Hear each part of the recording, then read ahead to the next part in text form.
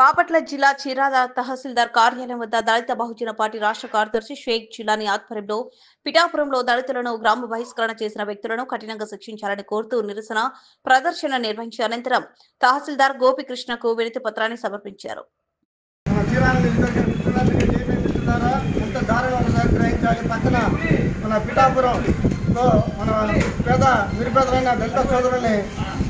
ఏదో కరెంట్ పని చేసుకుంటూ చనిపోతే దానికి న్యాయం అడిగినందుకు వాళ్ళు అక్కడ ఉన్న దుండగులు కొంతమంది గ్రామ బహిష్కరణ చేయడం చాలా దారుణం.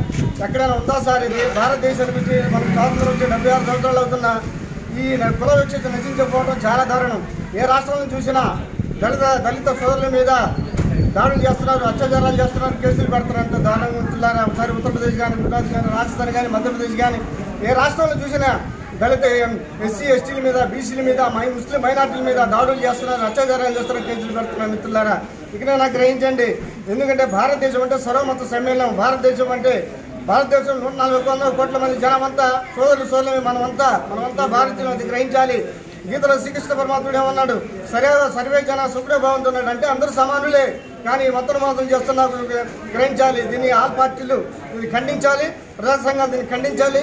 ఒక మానవత్వం ఉన్న ఒక మనిషి చనిపోతే న్యాయం అడిగినందుకు గ్రామ బహిష్కరణ చేస్తారా? ఇదేనా మనం భారతదేశ ప్రజాస్వామ్య దేశంలో ఉన్నామా లేకపోతే ఎక్కడున్నా? మిత్రులారా, ఒకసారి గ్రహించాలి.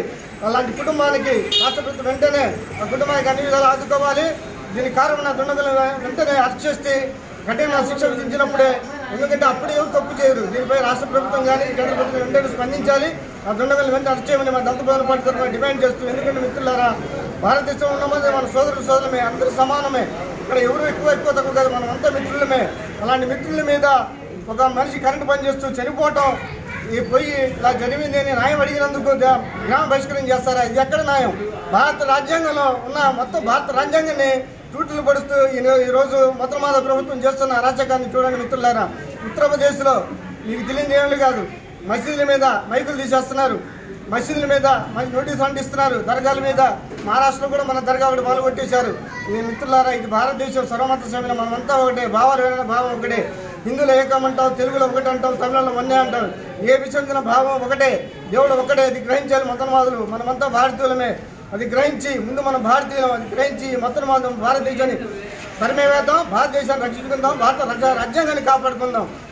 పిఠాపురంలో మా సోదరులైన దళిత సోదరుల కుటుంబాన్ని న్యాయం చేసే వరకు మా దళిత బహుజన పార్టీ పోరాటం ఉంటుంది. ఆ కుటుంబానికి అన్ని విధాలు న్యాయం చేయాలి. అక్కడ బహిష్కరణ చేసిన దుండగులు వెంటనే అరెస్ట్ చేసి కఠినంగా శిక్షించే వరకు మా దళిత బహుజన పోరాటం ఉంటుంది అని మిత్రులందరికీ, ఇంత మంచి అవకాశం ఇచ్చిన మీడియా మిత్రులకి, పార్టీ కార్యకర్తలకి, అందరికీ దళిత బహుజన పార్టీ తరఫున ధన్యవాదాలు తెలియజేస్తూ, జై భీమ్, జై అంబేద్కర్, జై భారత్, జోహార్ డాక్టర్ బాబాసాహెబ్ అంబేద్కర్, జోహార్ డాక్టర్ బాబాసాహెబ్.